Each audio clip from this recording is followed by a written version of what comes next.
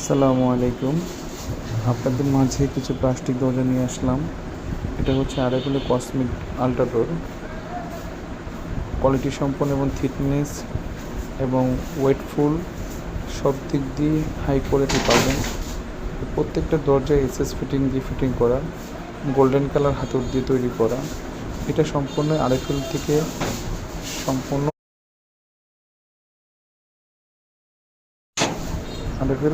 RFL থেকে আমরা সম্পূর্ণভাবে অর্ডার করে নিয়ে আসি, দেন আমরা বাজারজাতকরণ করি।